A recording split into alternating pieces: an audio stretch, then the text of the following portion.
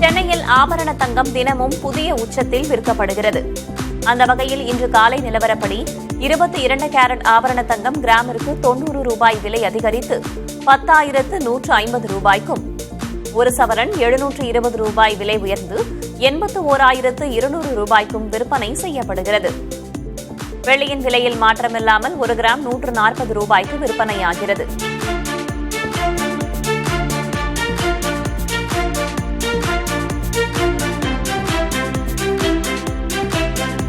சென்னை ரயில் கோட்டத்தில் 123 ஓட்டுநர் பணியிடங்கள் காலியாக இருப்பதால் முழு அளவில் மின்சார ரயில்கள் இயக்குவதில் சிக்கல் ஏற்பட்டுள்ளது.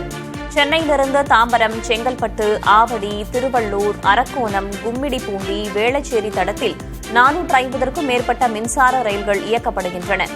தற்போது ஏற்பட்டிருக்கும் இந்த சிக்கல் காரணமாக மின்சார ரயில் சேவை குறைக்கப்பட்டிருப்பதால் பயணிகள் அவதியடைந்துள்ளனர். அதே சமயம் பராமரிப்பு பணி காரணமாகவே சில ரயில்களின் சேவை நிறுத்தி வைக்கப்பட்டிருப்பதாக கூறியிருக்கும் சென்னை ரயில்வே கோட்ட அதிகாரிகள், புதியதாக தேர்வு செய்யப்பட்டுள்ள ரயில் ஓட்டுநர்களும் பயிற்சி முடித்து பணிக்கு வரும்போது ஓட்டுநர் பற்றாக்குறை சரி செய்யப்படும் என்று தெரிவித்துள்ளனர். துணை குடியரசுத் தலைவர் தேர்தலில் மாலை 3 மணி நிலவரப்படி 96% வாக்குகள் பதிவாகியுள்ளன. காலை 10 மணிக்கு தொடங்கிய தேர்தலில் முதல் நபராக பிரதமர் மோடி வாக்களித்தார். அதன் பிறகு ராஜ்நாத் சிங், கிரண் ரிஜிஜு, மாநிலங்களவை துணைத் தலைவர் ஹரிவன்ஷ் உள்ளிட்டோர் வாக்களித்தனர். காங்கிரஸ் தலைவர்கள் மல்லிகார்ஜுன் கார்கே, சோனியா காந்தி, பிரியங்கா காந்தி உள்ளிட்டோரும் வாக்களித்தனர். மாலை 5 மணி வரை வாக்குப்பதிவு நடைபெறும். 6 மணிக்கு வாக்கு எண்ணிக்கை தொடங்கி சற்று நேரத்தில் முடிவுகள் அறிவிக்கப்படும். இரு அவைகளிலும் 788 பேர் உள்ள நிலையில் காலி இடங்கள் நீங்களாக 782 பேர் வாக்களிக்க தகுதி பெற்றுள்ளனர். ஆளும் தேசிய ஜனநாயக கூட்டணி சார்பில் சிபி ராதாகிருஷ்ணனும், இந்தியா கூட்டணி சார்பில் சுதர்ஷன் ரெட்டியும் போட்டியிடுகின்றனர்.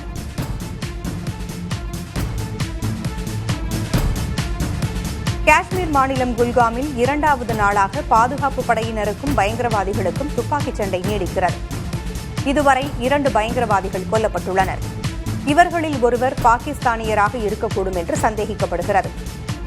பாதுகாப்பு படையினர் 2 வீரமரணம் அடைந்துள்ளனர். 2 காயங்களுடன் சிகிச்சை பெற்று வருகின்றனர். பஹல்கம் தாக்குதலுக்கு பிறகு காஷ்மீரில் பயங்கரவாத வேட்டையை பாதுகாப்பு படைகள் தீவிரப்படுத்தியுள்ளன.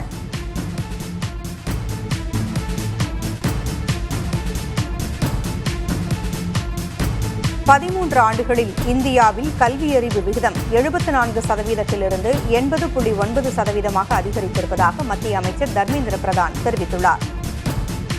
ஒவ்வொருவருக்கும் கல்வியறிவு என்பது இன்றியமையாதது என மாறும்போதுதான் உண்மையான முன்னேற்றம் ஏற்படும் என தெரிவித்த மத்திய அமைச்சர், எழுத்தறிவு என்பது வாசிப்பு மற்றும் எழுதுவதை தாண்டியது என்று கூறினார். இது கண்ணியம், அதிகாரமளித்தல் மற்றும் தன்னம்பிக்கைக்கான ஒரு வழி என்றும் தர்மேந்திர பிரதான் தெரிவித்தார். காஷ்மீரில் பெருமழை, வெள்ளம், மண் சரிவு காரணமாக 12,000 கிலோமீட்டர் தொலைவுள்ள சாலைகள் சேதமடைந்துள்ளன. இதில் ஜம்மு, ஸ்ரீநகரை இணைக்கும் மாநிலத்தின் பிரதான நெடுஞ்சாலையும் அடங்கும். மொத்தமுள்ள 42,000 கிலோமீட்டர் சாலைகளில் 12,000 கிலோமீட்டர் சேதமடைந்ததாக மாநில பொதுப்பணித்துறை தெரிவித்துள்ளது. இவை தவிர 105 பாலங்களும் உடைந்துவிட்டதாக பொதுப்பணித்துறை தெரிவித்துள்ளது. சேதமடைந்த சாலைகள், பாலங்கள் ராணுவத்தின் உதவியுடன் போர்க்கால வேகத்தில் சீரமைக்கப்பட்டு வருவதாகவும் அரசு கூறியுள்ளது.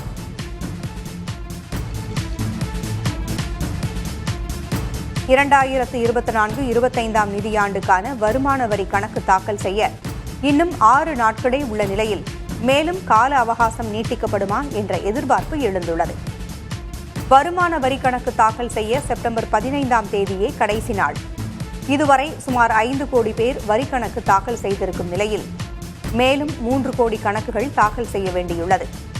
இந்நிலையில் வரிக்கணக்கு தாக்கல் செய்ய காலக்கெடு நீட்டிக்கப்பட வாய்ப்பிருப்பதாக தகவல்கள் வெளியாகியுள்ளன.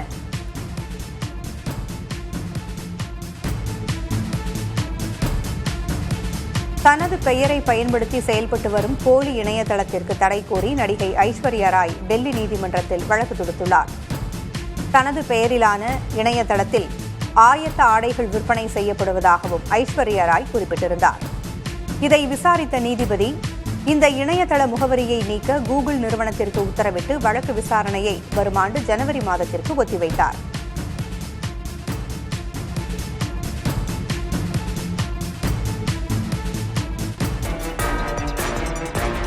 எல்லா பிரச்சினைகளுக்கும் திமுக அரசுதான் காரணம் என பாஜக மாநில தலைவர் நைனா நாகேந்திரன் குற்றம் சாட்டினார்.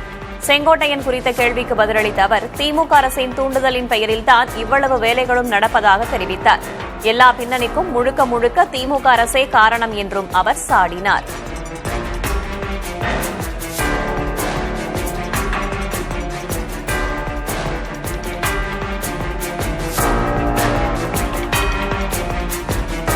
போராடுபவர்களையும் கேள்வி கேட்பவர்களையும் திமுக அரசு நசுக்குவதாக பாஜக மாநில தலைவர் நைனா நாகேந்திரன் குற்றம் சாட்டியுள்ளார். சென்னையில் தூய்மை பணியாளர்கள் நடத்திய போராட்டத்தை குறிப்பிட்டு அவர் இந்த குற்றச்சாட்டை முன்வைத்தார்.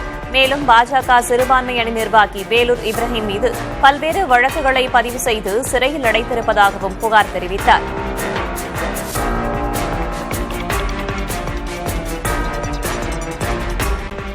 குடியரசு துணைத் தலைவர் தேர்தலில் தமிழகத்தைச் சேர்ந்த சி.பி. ராதாகிருஷ்ணன் உறுதியாக வெற்றி பெறுவார் என்று நைனா நாகேந்திரன் நம்பிக்கை தெரிவித்துள்ளார். குடியரசு துணைத் தலைவர் தேர்தலுக்கான வாக்குப்பதிவு நடைபெற்று வருகிறது. இதில் தேசிய ஜனநாயக கூட்டணி சார்பில் சி.பி. ராதாகிருஷ்ணனும், இந்தியா கூட்டணி சார்பில் சுதர்ஷன் ரெட்டியும் போட்டியிடுகின்றனர்.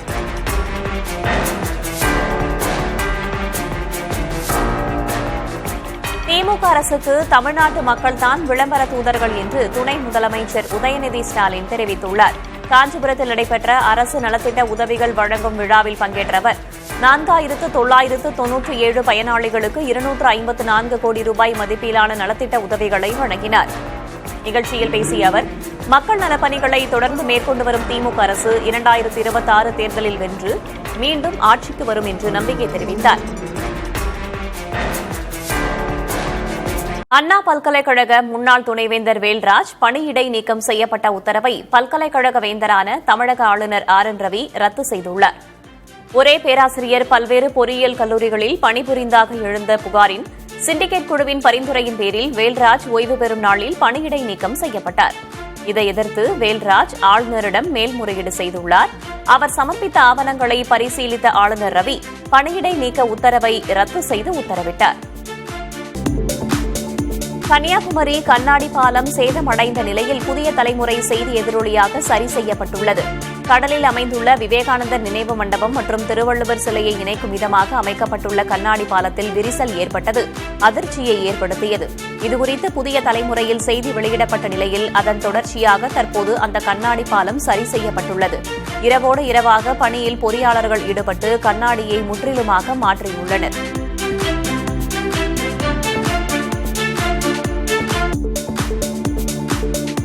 நீலகிரி மாவட்டம் கூடலூர் அருகே காட்டு யானை தாக்கி ஒருவர் உயிரிழந்த சம்பவம் மக்களிடையே அச்சத்தை ஏற்படுத்தியுள்ளது. ஓவேலி பகுதியைச் சேர்ந்த சம்சுதீன் மற்றும் செல்லதுரை ஆகியோர் இருசக்கர வாகனத்தில் வேலைக்கு சென்றுள்ளனர். அப்போது தோட்டத்தில் இருந்த காட்டு யானை திடீரென தாக்கியுள்ளது. இதில் சம்சுதீன் சிகிச்சை பலனின்றி உயிரிழந்த நிலையில் செல்லதுரை மேல் சிகிச்சைக்காக 108 ஆம்புலன்ஸ் மூலம் கேரள மருத்துவமனைக்கு அனுப்பி வைக்கப்பட்டுள்ளார். ஸ்ரீபெரும்புதூர் அரசு மருத்துவமனையில் காய்ச்சல் சிகிச்சைக்காக வருகிறவர்கள் எண்ணிக்கை அதிகரிப்பதால் நோயாளிகள் அவதியடைகின்றனர். வழக்கமாக வாரத்திற்கு 400 முதல் 500 காய்ச்சல் நோயாளிகள் வரும் நிலையில் தற்போது ஒரே நாளில் 100க்கும் மேற்பட்டவர்கள் வருகின்றனர். 7 மருத்துவர்களுக்கு பதிலாக 6 பேர் மட்டுமே உள்ளதால் நோயாளிகள் பல மணி நேரம் காத்திருக்க வேண்டியுள்ளது. மருத்துவர் காலி பணியிடத்தை நிரப்ப உடனடியாக நடவடிக்கை எடுப்பதாக மருத்துவமனை முதல்வர் தெரிவித்துள்ளார்.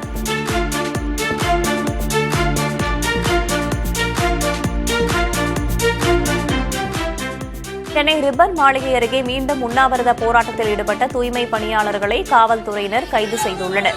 தூய்மை பணியாளர்களுக்கு குறைந்தபட்ச ஊதிய நிர்ணய சட்டத்தின் அடிப்படையில் ஊதியம் வழங்க வேண்டும் என்ற உயர்நீதிமன்ற தீர்ப்பை சென்னை மாநகராட்சி இதுவரை அமல்படுத்தவில்லை என்று குற்றம் சாட்டி 2வது நாளாக தூய்மை பணியாளர்கள் போராட்டம் நடத்தினர். கடந்த மாதம் 13 நாட்கள் போராட்டம் நடத்தியிருந்த நிலையில் மீண்டும் உண்ணாவிரதத்தில் ஈடுபட்டால் அவர்களை காவல்துறையினர் கைது செய்துள்ளனர். தலித் மக்கள் கௌரவப்படுத்தணும்னு அவர் நினைச்சாருனா, நலத்திட்டம் கொண்டு வர அவர் நினைச்சாருனா எங்களுக்கு எங்க பணியை திருப்பி கொடுக்க சொல்லுங்க. இல்லையா எங்களுக்கு எஃப்ஐஆர் போட்டு ஜெயிலுக்கு அனுப்புங்க. நாங்க ரெடி தோழரே. 2 மாசமா நாங்க எவ்வளவு கஷ்டப்படணுமோ அவ்வளவு சோத்து கூட கஷ்டப்பட்டு இருக்கோம். அந்த ஒரு சூழ்நிலையில இருக்கும்போது நலத்திட்டம் எந்த மூளைக்கு செத்ததுக்கு அப்புறம் 10,000 அப்ப நாங்க போய் சேர்ந்து செத்துட்டா 10,000 யாரு 10 லட்சம் யார் வாங்குறது? தூய்மை பணியாளர்கள் போராட்டத்தின் போது கைது செய்யப்பட்ட வழக்கறிஞர்களை காவல்துறை தாக்கியது தொடர்பாக விசாரணை நடத்த ஒருநபர் ஆணையம் அமைக்க வேண்டும் என்ற உத்தரவை சென்னை உயர்நீதிமன்றம் நிறுத்தி வைத்துள்ளது. தூய்மை பணியாளர்கள் போராட்டத்திற்கு ஆதரவாக செயல்பட்ட வழக்கறிஞர்களை காவல்துறையினர் கடுமையாக தாக்கியதாகவும் பெண் வழக்கறிஞர்களிடம் காவல்துறை அத்துமீறி நடந்து கொண்டதாகவும் சென்னை உயர்நீதிமன்றத்திடம் முறையிடப்பட்டிருந்தது.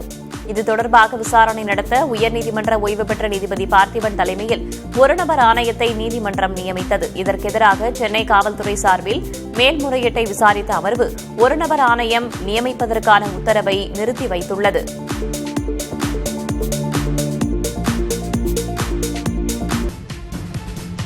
வடகொரியா தனது 77வது நிறுவன தினத்தை உற்சாகமாக கொண்டாடியது. தலைநகர் பியாங்யாங்கில் ஆடல் பாடல்கள், வான வேடிக்கைகள் என நிறுவன தினம் களை கட்டியது. பொது இடங்களில் மக்கள் தேசிய கொடியேற்றி மரியாதை செலுத்தினர். சீன அதிபர் ஷி ஜின்பிங் வடகொரியாவிற்கு வாழ்த்துச் செய்தி அனுப்பியுள்ளார். கோலா விலங்குகளுக்கென தேசிய பூங்கா அமைக்க ஆஸ்திரேலிய அரசு முடிவு செய்துள்ளது. நியூ சவுத் வேல்ஸ் மாகாணத்தில் சுமார் 4.5 லட்சம் ஏக்கர் பரப்பில் இந்த பூங்கா அமைகிறது. ஆஸ்திரேலியாவின் சிறப்பான விலங்கினங்களில் ஒன்றான கோலா விலங்குகள் வேகமாக அழிந்து வருகின்றன. இந்நிலையில்தான் அவற்றின் அழிவை தடுத்து எண்ணிக்கையை அதிகரிக்கும் வகையில் பிரம்மாண்ட பூங்கா அமைக்கப்பட உள்ளது. கரடிகள் போன்றே தோற்றம் கொண்ட இவ்விலங்கு பாலூட்டி வகையை சார்ந்தது.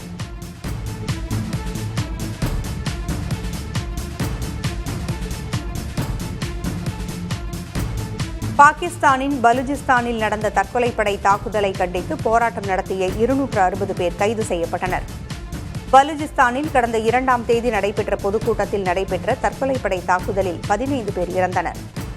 தற்கொலைப்படை தாக்குதல்கள் தொடர்கதையாகி வரும் நிலையில் அதில் தொடர்புள்ளோரை கைது செய்யக் கோரி பலுஜிஸ்தானில் பல்வேறு பகுதிகளில் போராட்டங்கள் நடந்தன. கூட்டத்தை அடக்க கண்ணீர் புகைக்குண்டுகளும் வீசப்பட்டன. இதில் 260 பேர் கைது செய்யப்பட்டனர்.